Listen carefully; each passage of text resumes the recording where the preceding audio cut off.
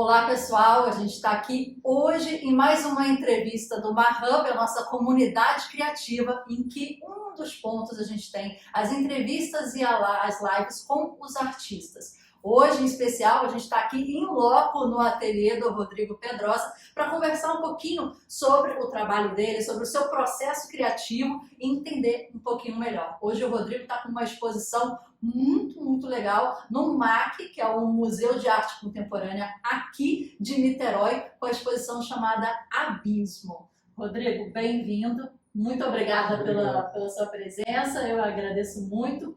E para quem não conhece, eu queria começar perguntando, como é que você se apresenta? Quem é Rodrigo Pedrosa? Tudo bem? Obrigado aí pelo convite, um prazer estar aqui com vocês. Prazer nosso. Eu sou artista plástico, na verdade nas artes plásticas eu sou autodidata, mas eu venho de uma carreira de 30 anos de publicidade.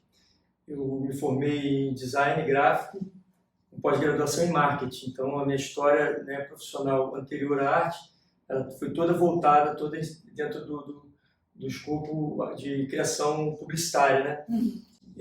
Ao longo de 30 anos eu tive algumas agências, trabalhei agências próprias, então eu trabalhei bastante nessa área.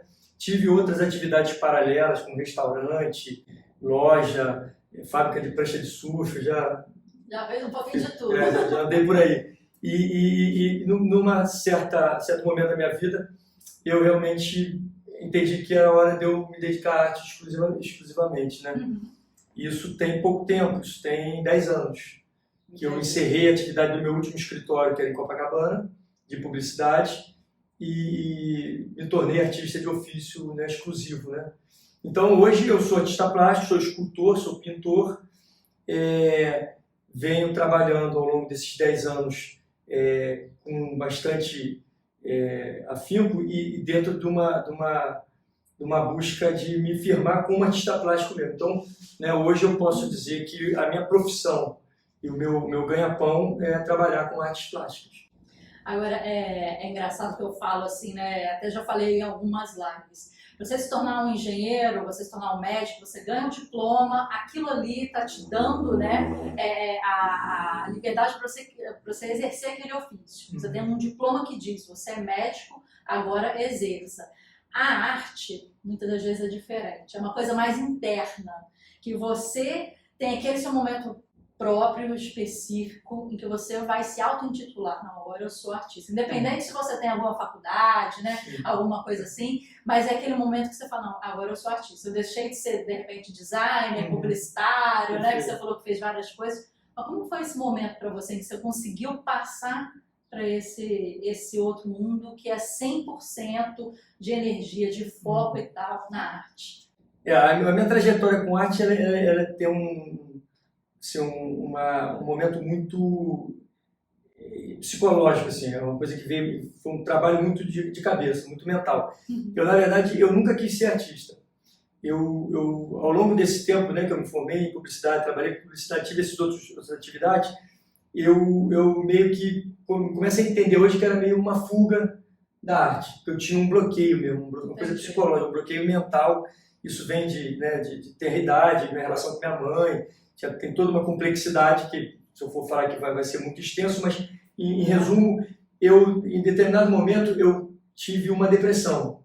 Assim que eu me formei na universidade, eu tive depressão, 20 e poucos anos, e por sorte eu tinha tenho, que é a minha cunhada hoje, na época era minha cunhada, mas era da minha esposa, que era minha namorada ainda, ela era psicóloga e ela me ajudou nesse caminho de buscar um tratamento para aquele problema que eu estava. E aí eu fui fazer análise. E aí eu fiz 10 anos de análise, ainda sendo publicitário, ainda fazendo aquelas atividades todas que eu relatei anteriormente. E ao longo desse período de análise, esses 10 anos, o meu analista, que é um grande analista aqui de Niterói, que eu vou fazer um merchandising dele aqui, porque ele faz parte da minha vida e foi ele que me possibilitou me tornar artista, chama Carlos Eduardo Leal, que é um psicanalista aqui de Niterói, incrível, escritor, artista também, ele pinta bastante. Ele entendeu no meio do processo que a arte era a minha cura. Muito antes de eu entender isso, de eu perceber isso, ele pescou essas nuances ali no meu trabalho de análise e, no determinado momento, ele começou a me induzir, quase que tem que ser assim, vai ser assim, a pagar a análise, pagar as sessões de análise com obra, com produção. Entendeu? Então ele fez uma troca para você te incentivar. Exatamente. É assim, porque eu me negava a fazer. Eu não queria, eu tinha realmente um bloqueio muito grande, mas eu fazia esporadicamente. Eu já sabia disso, claro, no trabalho de análise. Eu fazia uma escultura hoje, daqui a 6 meses me dava vontade de fazer a outra. Era um soluço, uma coisa que era mais forte do que eu até, né? Vinha essa ânsia de fazer uma obra, eu fazia, aquilo ali se amainava, né, relaxava nesse aspecto, e eu estendia esse tempo máximo que dava para fazer outra. Porque eu não queria, era uma luta interna mesmo. E ele começou a me induzir dessa forma, e eu comecei a produzir mais. Entendi. Porque a luta foi grande ali, eu prefiro pagar em dinheiro, não, tem que ser obra. E eu comecei a fazer as obras, trabalhando mais, ganhando mais prática, né? E pagando a ele as sessões com obra. Ele foi fazendo esse jogo comigo, né? De cura, inclusive, né? Porque nesse período que eu comecei a produzir mais e também fazer né, dar valor à obra que eu fazia, porque eu não dava valor, né? E ele começou, de repente, fazer esse processo para você e você viu, de repente, o valor de fora. Sim, isso tudo foi... Tá gostando, tá querendo, tá né? Foi crescendo aquilo veio pra você, essa percepção minha de que, primeiro, que meu trabalho era interessante, não era um trabalho ruim. Eu sempre tive muito problema de autoestima quando eu era mais jovem, então isso tudo competia dentro desse tempero todo de não valorizar o que eu faço, não querer fazer aquilo que realmente era para eu fazer, porque eu auto-sabotava. Tem todo esse processo psíquico que eu acho que eu falo isso com muita tranquilidade, porque eu passei por isso e muita gente passa por isso. Sim. Então acho que é legal, até como uma forma das pessoas de repente enxergarem em mim algo que está acontecendo com alguém que esteja assistindo. Então, no final desse processo, eu já estava realmente desbloqueando essa trava minha psicológica e comecei a ficar mais à vontade com a arte. E produzindo mais, encerrei minha atividade, né, meu trabalho de tratamento ali, né, desse período, porque entendemos nós ali que eu poderia caminhar, né, sozinho. E aí eu comecei a me voltar mais para a arte, mas ainda com uma atividade paralela. Entendi. Só que nesse inteirinho eu já fui percebendo que a minha obra tinha uma empatia com as pessoas, tinha valor, eu já estava mais seguro, né, em relação a isso, e comecei a buscar galeria, comecei a buscar lugares para expor, coletivas, né? Você vai buscando, tateando no mercado. Sim. E aí chegou um dia que isso foi muito marcante para mim. Pode ser muito simples para as pessoas, até meio cômico, mas foi quando eu fui num hotel me hospedar e a gente preenche aquela ficha do hotel e você tem lá profissão, né? Sim. E para mim aquilo foi, na hora eu falei, caramba, o que eu coloco? Eu estava deixando de ser publicitário, querendo ser artista, ainda sem coragem também, aí eu botei artista plástico. Aquilo foi uma catástrofe, assim, foi uma coisa que realmente E ali foi o dia que eu falei, cara, eu sou artista, eu vou seguir essa carreira. E aí que veio a questão prática, né? Sim. Eu tinha um escritório em Copacabana, meu último escritório, e um cliente, um funcionário, um sócio, e quando eu me toquei que realmente era o meu caminho, eu falei para o meu sócio que eu não queria mais o escritório, que ele podia ficar para ele, que eu ia ser artista, que eu ia embora. Sem planejamento nenhum, sem dinheiro nenhum no banco, com 2 filhos para criar. Uma coisa assim, foi muito forte, porque veio como uma avalanche mesmo. Chegou um momento que eu não conseguia ir para o escritório mais. Sim. E aí o meu sócio, que é meu amigo, hoje é meu parente, até casou com a minha prima, muito querido, entendeu isso, que ele também já estava percebendo isso, todo mundo via. Meu corpo já dizia que eu não queria mais ir para o escritório. Às vezes você é até o último a internet, tá todo mundo assim, quer encomendar escultura, quer, né, o Rodrigo faz isso, não sei o quê. E esse negócio que você falou também, que é importante, para mim foi praticamente igual. Eu estava preenchendo um formulário e o que eu preencho? Eu sempre coloquei publicitária. E na hora eu coloquei artista. E ali, eu fiquei com aquele formulário na minha mão um tempão, tipo... Coincidência, é artista. Mas for artista. E eu falei assim, agora eu me chamei, né? Porque esse momento importante que você falou, pareceu uma catarse, mas é isso mesmo. Quando você consegue enxergar aquilo e falar, não, agora eu estou me posicionando como, Isso, né? Então é legal. E foi interessante que você falou antes, pareciam soluços, né? Sim, sim. Tinham espaços e pareciam soluços. E interessante do profissional que você comentou, de incentivar aquilo, porque o ritmo, você soltar a mão, né? No seu caso, aquilo vai te trazer um fluxo, vai te trazer, né, a produção. Isso, que às vezes prática. para você era uma coisa bem pontual. Sim, era visceral mesmo, era uma vontade que eu tinha, que surgia, de fazer uma obra que eu não entendia muito bem o porquê, porque né, não estava ainda no meu radar isso, e aí eu fazia, eu me acalmava, equilibrava mentalmente mesmo, era uma coisa, era um remédio. Sim. Eu sempre falo que a arte para mim hoje, ela é muito mais do que mercado, do que fama, do que glamour. Ela é minha tarja preta, é meu remédio. Sim. Eu, graças a Deus, nunca tomei um remédio, né, para acordar ou para dormir, um remédio que me equilibrasse mentalmente, que é tão normal hoje, né, uma coisa tão, infelizmente, está tão corriqueiro, porque a arte veio preencher isso, ela me trouxe esse equilíbrio. E graças ao Eduardo, né, que entendeu isso muito antes de mim, até porque a profissão dele é perceber essas coisas, essas nuances, eu hoje sou uma pessoa muito mais equilibrada, muito mais tranquila, muito em função do meu trabalho, do que eu faço para viver hoje. Sim. Então, poderia até ser um hobby, poderia ser até um trabalho paralelo, mas eu fazer arte me equilibra. Isso é importante para caramba. Estar aqui nesse espaço, né, que você consegue desenvolver, consegue, né, ter as suas esculturas, fazer os moldes, né, e estar aqui presente nesse né, local de criação para você diariamente, deve ser o que você falou. Me equilibra, exatamente. Eu venho para cá feliz, assim, de domingo a domingo eu estou aqui. Sim. Eu até tenho que me preocupar, às vezes, tem família, tem que também dar atenção em casa e tal, mas se deixar, eu esqueço de tudo e fico aqui dentro direto. Porque o tempo para aqui. Abstrato, né? Exatamente, o tempo é relativo, né?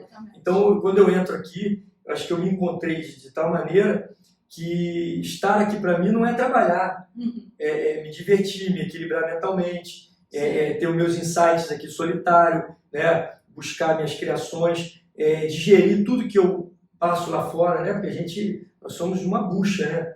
A gente absorve tudo do mundo e depois você precisa botar isso para fora. Eu acho que esse é o grande problema de todos nós, conseguir botar para fora toda essa energia pesada que o mundo traz para a gente, de alguma forma. E quando eu encontrei na arte essa possibilidade, cara, assim, é minha sobrevivência mesmo, é meu equilíbrio mental, físico, todo ele vem do meu trabalho. Agora, desde o início foi a escultura. Exatamente. Eu fui para a escultura, eu trabalhava numa agência de propaganda, isso é uma história que é muito cara para mim, muito bonita, porque essa pessoa faleceu tem um ano agora, que foi quem me levou para fazer escultura. Eu trabalhava numa agência de propaganda no Rio, uma agência grande, do Roberto Medina, que faz Rock in Rio, chama Artiplan. Eu trabalhava lá. E o Danilo Brito, que trabalhava lá também, me viu. Eu era um garoto, eu tinha 19 anos.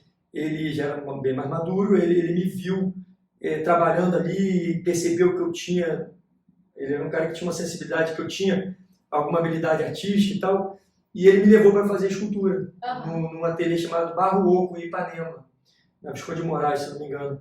E lá eu descobri a argila. Então, nasceu comigo a arte na argila, né? A matéria que eu primeiro tive contato na arte, ainda nesse momento de fazer e largar e deixar e tal, foi a argila. E ao longo desse tempo todo eu sempre trabalhei com argila. Eu modelo argila e da argila é que eu vou desenvolver outros materiais, mas sempre a partir da argila. Porque a argila, como tem essa questão do 3D, da tridimensionalidade, né? E você realmente sujar as suas mãos e moldar, né, a sua criação, eu acho que a relação com aquilo e com o seu psique que vai fluindo ali é um pouquinho diferente do que a gente tem na pintura, por exemplo. Sim. Né? É uma relação assim de mão dentro da massa. Né? Sim, mão, é simbiótica, é uma coisa... Exatamente. É visceral mesmo. Exatamente. E a argila é terapêutica, né? Quem já mexeu com argila, já trabalhou com argila, né? Muita gente já trabalhou na escola, por exemplo, né? Sempre tem nas primeiras séries da escola a arte, né? E tem a argila.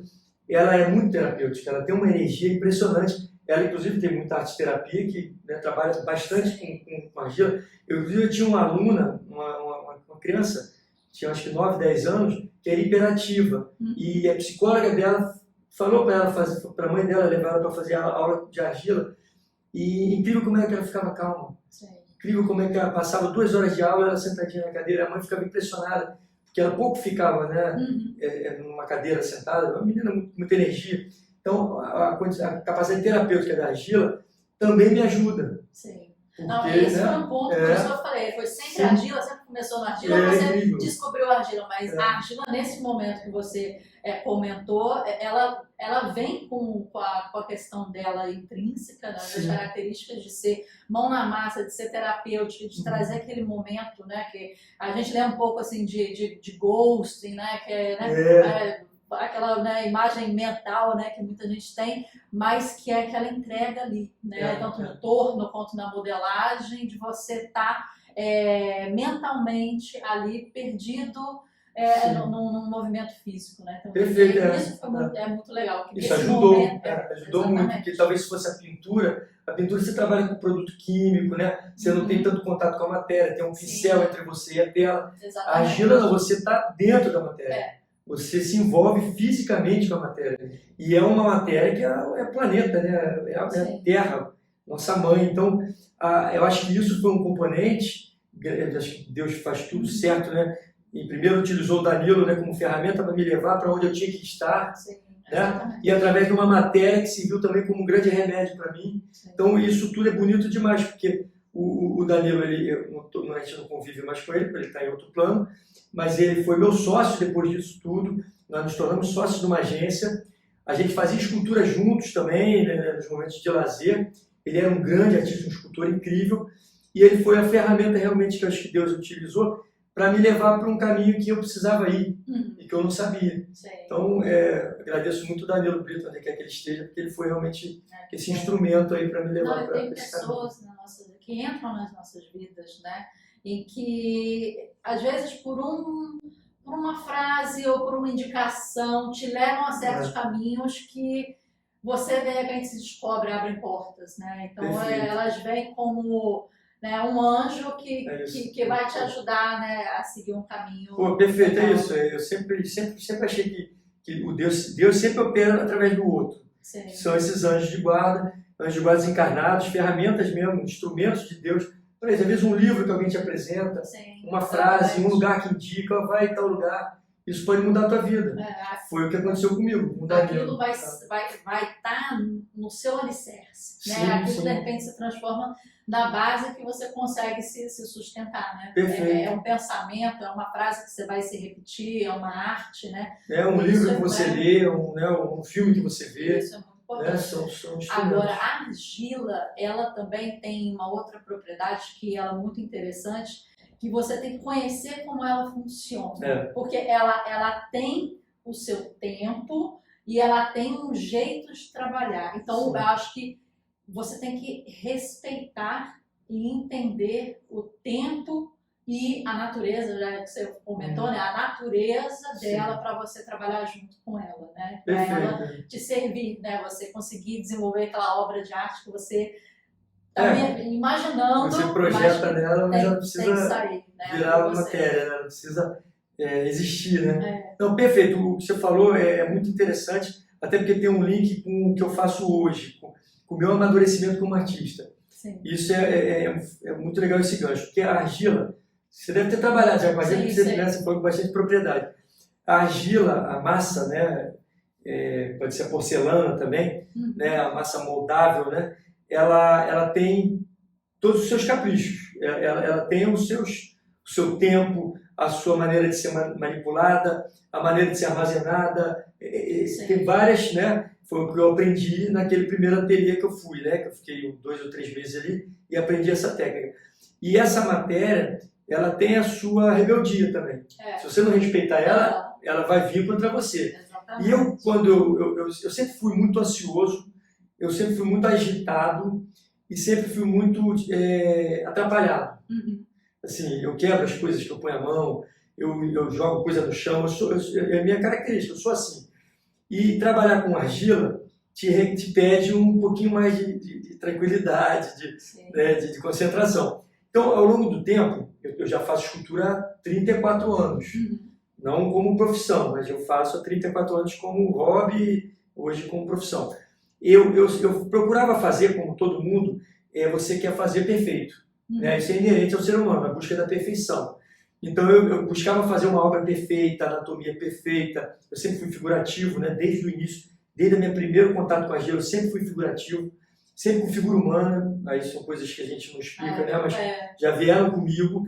E sempre fiz figuras muito dramáticas. Isso que é curioso. Eu não vim ao longo do tempo construindo uma evolução como arte no meu conceito. É isso que eu ia te perguntar. Porque é muito difícil para o artista desenvolver ou encontrar a sua identidade artística. Aquela coisa que a pessoa vai bater o olho naquela obra de arte e vai falar assim, é um Rodrigo Pedrosa.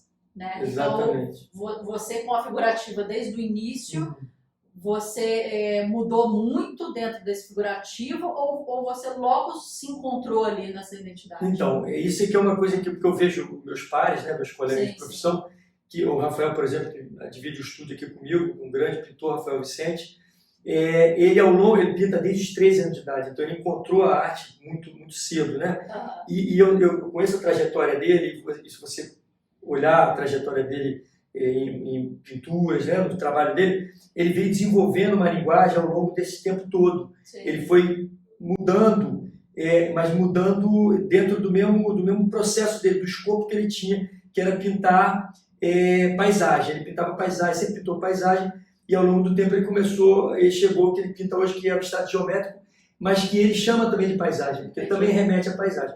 Eu já fui o contrário. No meu primeiro contato com a Gelo, já começou a sair figuras humanas dramáticas, tristes, o que eu faço até hoje, entendeu? Só que qual foi a mudança no amadurecimento aqui no meu processo, na minha carreira?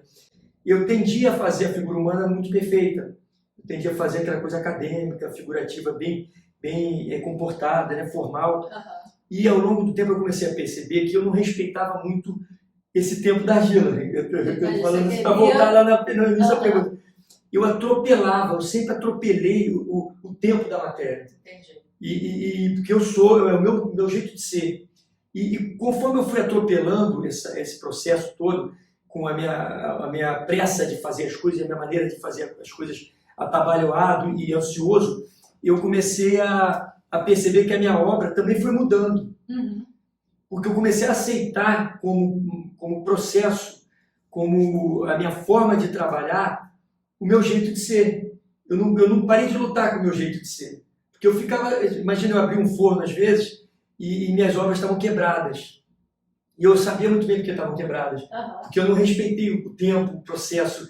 Eu fazia de uma maneira que era uma maneira que eu só conseguia fazer daquele jeito.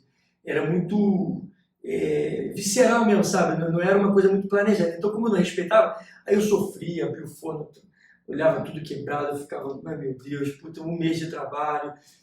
Hoje, vocês podem até ver, né, na exposição que você falou no início, que está lá no MAC, o que está no MAC hoje eu acho até por isso eu cheguei no MAC agora, se eu chegasse antes eu não estava preparado, é exatamente quando eu aceitei e parei de lutar com o meu próprio jeito, minha própria maneira de abordar a matéria, eu aceitei isso como um processo meu.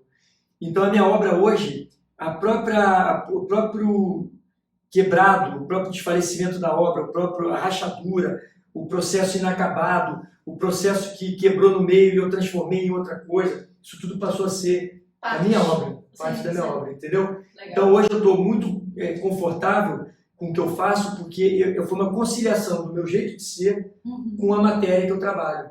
E você internalizar, de repente, o erro, ou as rachaduras. Isso, o pseudo-erro, né? Porque a matéria cerâmica, o erro na cerâmica também faz parte do processo de você trabalhar a cerâmica. A quebra faz parte da vida da cerâmica, né? Faz parte dessa luta da matéria, né? Porque você tem muitas variáveis ali. O próprio forno, se ele estiver desregulado, ele pode provocar uma quebra, uma rachadura.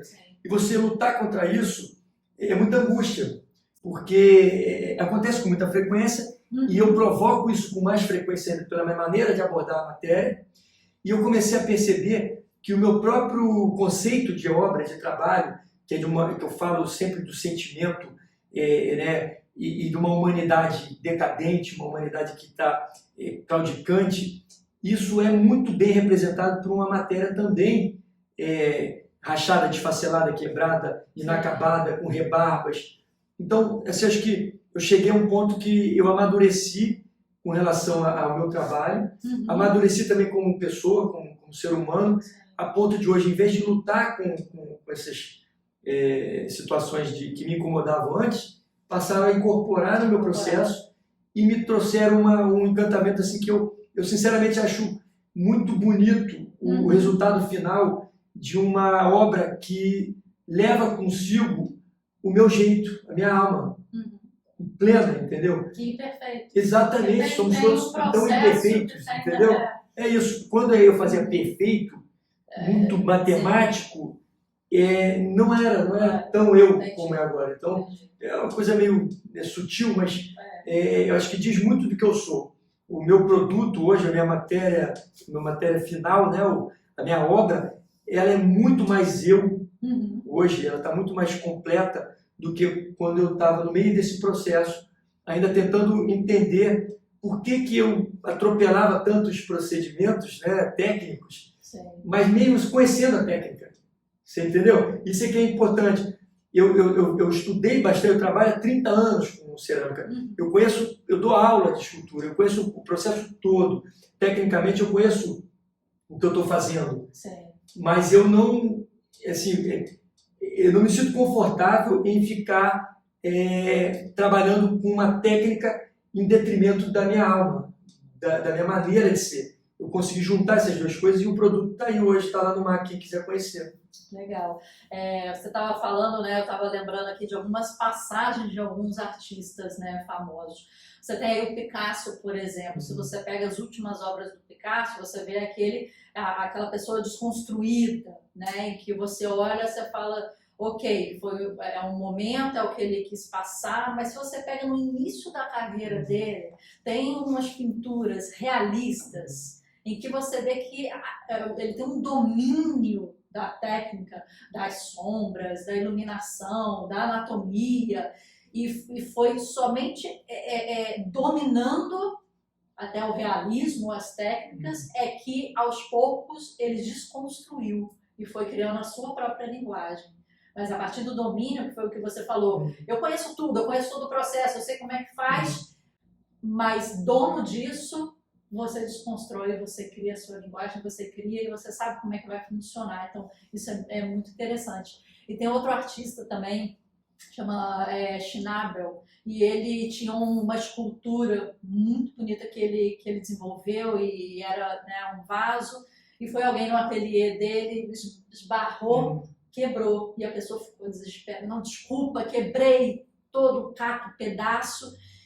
E ele inicialmente, né, deu uma olhada, deu uma travada, e ele falou assim, não, era isso que estava faltando. A minha obra não estava perfeita, agora está perfeita. Aí ele pegou os cacos e reconstruiu, né? E parece muito aquela técnica que tem oriental, que agora me faltou o nome, eu não sei se é... Com tinta de ouro, com tinta de ouro. Também o nome me exatamente. Em que você quebra e você reconstrói com a tinta de ouro para trazer o valor aquilo. Então você quebrou, você construiu, você quebrou e você remontou para trazer. Então, quando você foi falando, eu fui lembrando dessas passagens que eu falei, realmente, é o domínio da técnica, é a construção para realmente uma desconstrução autoral. Perfeito, é isso. Porque se você não dominar a técnica, isso tem acontecido muito nesses tempos nossos de velocidade virtual, né? Sim. O Instagram, você fica famoso em 30 segundos, você né, conquista milhões de seguidores, ninguém quer ter a base. Isso. As pessoas estão esquecendo de fincar a raiz para poder depois crescer com solidez. As pessoas querem começar pelo fim, né?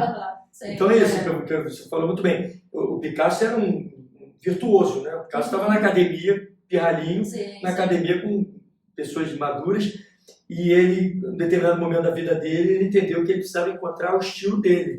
né? Foi ele que veio o cubismo e por aí, e ele se tornou famoso a partir daí, né? Porque desenhar bem, pintar bem, tem milhões de pessoas que fazem, mas identidade, nem sempre você consegue sua identidade, né?